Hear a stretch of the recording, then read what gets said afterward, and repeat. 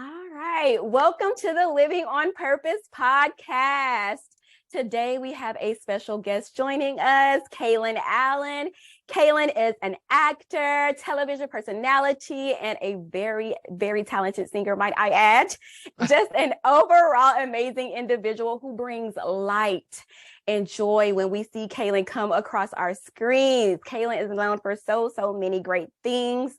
Today, we will be talking to Kalen about his journey as it relates to mental health and well-being. So without further ado, welcome, Kalen. Hello, darling. How are you? Great. Thank you. Thank you so much for joining me today. Of So, course. Kalen, Yes. can you tell us a little bit about yourself and how you started in the entertainment industry? Yes. Well, hello, everyone. My name is Kalen Allen. So how I started in the industry, most people know that I spent a lovely 5 years, 4 seasons at the Ellen DeGeneres show is where I first began my career. I originally, at that time, was a student at Temple University in Philadelphia. And one night started to make videos of me reacting to food videos online. And after doing that, caught the attention of Ellen DeGeneres. She moved me to Los Angeles. I began working at the show. And then from there, I kind of just, rode the wave and built a career out of it. Yes, honey, you blew up. Yes, that is so amazing and so wonderful just to see all of the amazing things that you are doing. Thank you for sharing. I'm so glad that we got to know a little bit more about you. So today, again, we're talking about a topic that is getting the awareness that is needed around mental health and mental wellness. So, Kalen, can you tell us a little bit about your own experience with mental health and how it has impacted your life and career? I think so. I grew up in Kansas City, Kansas. So, that's very Midwest, down home, like very conservative. So I would have to say my mental health journey, I think, honestly, has gotten better through the years as I've grown up. And I think that's mainly because I think for me, my mental health has really been conditional depending on where I was. And I think I've always at a very young age been able to understand when my spirit or my being wasn't in alignment or did not feel right, then there must be a bigger reason, that it must have something to do with the environment that I'm in or the place I'm at. So for instance, like Kansas City, growing up there, especially being a queer Black man, it was like it's limiting, of course, right? But I think I've always been so solution oriented that I was like, okay, well, when college comes around, I want to go somewhere that's a little bit more liberal, that I can fit into, because I knew that a lot of what I felt growing up in Kansas wasn't necessarily something wrong with me, but more so something wrong with the place that I was at. You know what I mean? And so I went to school in Philadelphia, right? So then I get to Philly. I'm like, okay, great. This is like halfway. So now my mental health is not so much about who I am as an individual, but my mental health is more so about my career. I'm a little scared. Am I going to have to go back to Kansas City? Like, what's going to be the option? Luckily, the Ellen thing happens, right? So then I moved to Los Angeles, and then I'm in LA, and my mental health was probably the worst it's ever been my first couple of months in Los Angeles, because I realized that while I loved my job, I hated LA.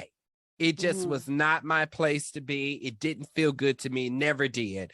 And so then at the end of the Ellen DeGeneres show, I was like, well, where can I go now? Now that I have built my career, I am stable in who I am, I have the means to be able to go anywhere and the resources. Where do I want to go? Where do I want to go that makes me feel the most me? And that was when I chose to move to New York City, because anytime I've ever been in New York City, I always felt complete. I always felt whole. And I was like, okay, that's what we're going to do. So then I packed up and I moved across the country. I am very blessed that when it comes to mental health in my life, I've been able to have the means and the resources to adjust my external world to create a better internal world for me. Wow. Wow.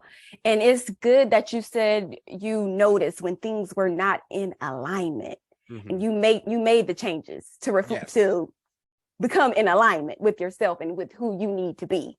Yes. That's powerful. Well, I think it's that for me, especially so for like me talking about like LA and in my work, I think especially as an entertainer, as someone that has to bring light and joy to people, if I don't feel that light and joy inside me, I can't make content that does the same. You know what I Yes. mean? And Yes. so it's important for me to take care of myself because I am the product. You know what I mean? Like Come on now. I am the thing that has to be stable for everything else to be stable. If I'm off, nothing else works. Right. Exactly. Because when you're not filling your own cup, how are you Right. pouring into others? Right. Yes, I And wholeheartedly I agree. I also do think that it is possible to be able to pour into cups when you don't have anything left, to Okay. be empty. And I think that's when it gets dangerous, Mm, because right. you're pouring from an empty cup. So then I think that taints the reason that you're pouring, or it complicates relationships to whoever you're pouring into. You know what I mean? Mm-hmm. You're depleted. Yes, Yes. exactly. Mm-hmm. So how do you prioritize your mental health and mental well-being, and what like strategies do you use to manage your mental health?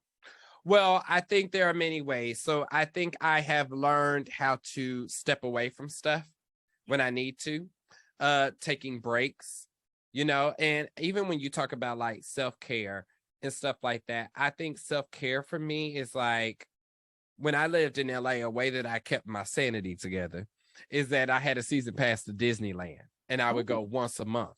Because if I ever did anything that reminded me of being a child or restored that innocence in me, that kind of brought me back to a place of, groundedness. So I think that's really what I focus on. I think of moments when when I was the happiest, and then I yeah. find ways to be able to tap back into that moment, whether it even be music. There are times when, like, for instance, I'll think about like I remember being a kid and on Sundays, we would go to like a shopping district, and I remember being in my grandma's Chrysler 300 and playing like Fantasia's "Free Yourself" album. So like That was sometimes when I need to feel that nostalgia, that's what I do. Like I truly yeah. believe that nostalgia is my medicine. And you're finding that thing that centers you, that Yes, brings it all back. Tapping yes. in with your inner child. Yes, I need to do more of that. Yes, indeed. How do you find balance and set boundaries though in personal and professional relationships to support that mental wellness? You Like know what? how do I think my problem is I got too many damn boundaries. you And I think for me, it's like as soon as anything starts to mess up my peace, it's gone. I Okay. get rid of it. I am the cutoff king. I'll do it in a minute. I don't care who you are, what you do. As soon as you start to disturb my peace, it's time to go. You You know gotta what I go. mean? You got to Yes. go. And I think there are two parts to that. I think it can be healthy. I think it can also not be healthy. You know what I Okay. mean? Because then that means I think the not healthy part about it is maybe I'm not the best at conflict resolution because I'm just like, this is, and I'm very confrontational. So Okay. as soon as something happens, I'm gonna check it right then, right there, and then I give up on people. I'll be like, all right, time to go. You know what I mean? But that I think can be lonely because I think there are ways that I could better be able to, problem solve or have conversations to unpack things and to heal some stuff. Usually it's like, it depends. Like I like get rid of you, then maybe I may come back around in a year. Self-awareness is key though. It is. It You're is. reflecting on that, but Yes. I think that is perfect. You are being impeccable with your word. Uh-huh. Okay? Uh-huh. Yes, Yeah. I think you are. I I agree with that. So, and saying no is a complete sentence. Exactly. It is. And Why do we I need to use no explain? a lot. I'd be You like, do? no, I'm not going, you know? As you should, as Right. you should.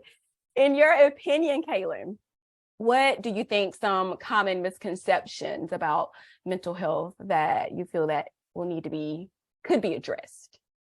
I think okay, in maybe this may be controversial because even though we talk more about mental health, Mm-hmm. sometimes I feel like people just talk about it because everybody else is talking about it and they actually don't take it seriously. And I think we see that the most on social media. You know what I mean? Like there'll be one day of somebody talking about be kind to people because you never know what they're going through and stuff like that. And then the next day you bullying somebody, you know, Right. or you talking crazy to somebody, you know. So I feel like sometimes people are conditional with the way that they approach mental healthness and the way that they talk about it and the way that they treat people. You know what I mean? Mm-hmm. Like you shouldn't just be cognizant of mental health only when somebody is struggling or when something Mm-hmm. is wrong or you know somebody has just you know has passed away or something like that. Like that isn't the only time that you should practice, you know, the way that you approach mental illness, especially when it comes to other people. You know what I mean? Mm-hmm. So I think that's a big misconception. Because I just think sometimes the world can be such a cruel and mean place. Yeah. And then afterwards won't understand why somebody acts a certain way or feels a certain way or does erratic things and not realizing because that's a product of their mental health being Mm-hmm. at war with the silliness of society. You know what I mean? Right. Yeah. Yeah. Yeah, I agree. And like you said, mental health is health, not waiting until a problem or issue has come Right. up front to talk about it. Right. And I also think it's like mental health is not, I think this goes far beyond even mental health. I think this goes with just like interpersonal experience in general. It's like in our lives, mental health isn't something that is going to have a breakthrough moment where it's just ultimately solved. It is a constant thing that we will experience our entire lives. And I Yeah. think sometimes I think that's actually the trick that mental health, what happens is that people are waiting for the glory, you Mm-hmm. know? And I don't think the glory will ever really come. I think Mm-hmm. it's finding how a way to live with it, you Right. know, to where it doesn't control you and it doesn't consume you and it doesn't determine your value in the world. But you know that it's there and it's something Right. that you take care of and that you manage, but you always know that it's there still and it's never really going to go away, but you're finding ways to live with it. Right. And to grow around it. Exactly. You preaching today. You coming with the word. You are coming with the word. And knowing that you have been doing some amazing projects in the entertainment space, what do you think the entertainment industry could do to support the mental health of creators, artists, performers? Oh, Lord. That's a hard one. Okay. That's a hard one.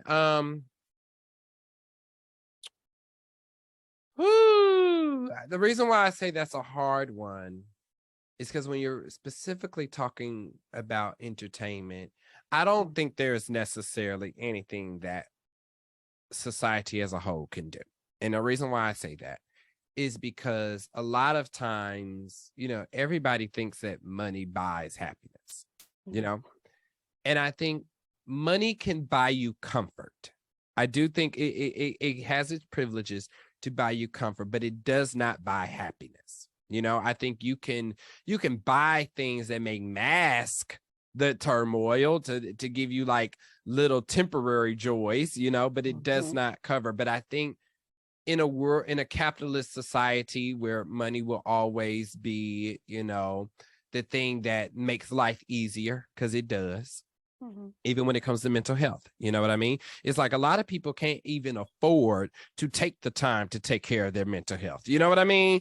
And so it's like having money even allows you that privilege to be able to take the time and get the resources in order to take care of it. You know what I mean? And I think nobody wants to hear a rich person complain all the time. You know what I mean? So that's why I say that I think if the mental health crisis within Hollywood or entertainment in general is solely dependent on the person that is in that space. It is up to them to decide whether that means that you hire a social team to run your socials, you know what I mean? So you don't have to deal with negative comments and stuff like that, but it's inevitable. You know what I mean? I think at first, I think I cared a lot, but now I don't really, because I think I start to realize just how big the world is, you know? And I think, for instance, like on Facebook, you know, Facebook is my strongest social platform. As soon as I see somebody say some ignorant shit, I just like block them. You know, I like because I could argue all day long, every single day with people, but people are going to be people at the end of the day. Everybody's always going to have something to say. That does not mean that it is right. That does not mean that it is valid. However, with me being the person in control, I can curate the audience that I want. So I can control who has access to me and the things that I see, as well as my followers, you know what I mean, and my fans. So I think my advice for people that work in this industry is curate the audience that you want and block out everybody else and focus on the people that love you, not the ones that hate you. All right now. And that's a word, period. Okay. I love it.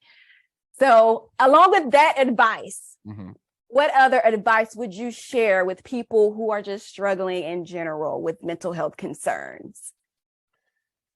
My advice is, one, I think especially with social media and the topic of mental health on a regular basis, is just because certain resources or certain answers worked for your favorite TikTok creator or whatever quotes people post or whatever, you have to find what is best for your own being, because we all come from different backgrounds, cultural differences, generational differences, family backgrounds, and stuff like that. And in mental health, taking care of your mental health is not some type of like curriculum. It's not like a book that you can give out and be like, this is what you read this or you follow these steps and you're going to have it all together. That's not how it works. You have to really take into account who you are, the experiences you've lived, what you've been through, what you know, what lessons you have learned, and find, how do I find resources that complement those things? I love it. Thank you so much, because I needed that. I received it as well. So, I mean, how many times have we gone through something and then we go on Instagram and just try to find quotes that we, you know, we like, oh, yeah, I went through that. Yeah, that's me. Let me post it. You know what I mean? Yeah. But it goes so much deeper than that. Kalen, thank you so much for taking the time today to just join the podcast and sharing your insights with us. Your contribution today was so valuable. It was so needed. And I appreciate all of the efforts that you are putting in on the screen as well as in the community, because you putting in the work as well. So your actions align. Honey, your actions are aligned. All right. I appreciate you for just being an advocate for change, an advocate for joy, an advocate for light. You are being that, you're doing that. So thank you again. If you are watching us or listening to us, you can find Kalen just about anywhere and everywhere on YouTube, IG, TikTok. But I'm sure you are already following this wonderful, wonderful soul. Again, thank you. It was a pleasure to have you as a guest today. Thank you, Kalen. Thank you, darling. It was my pleasure.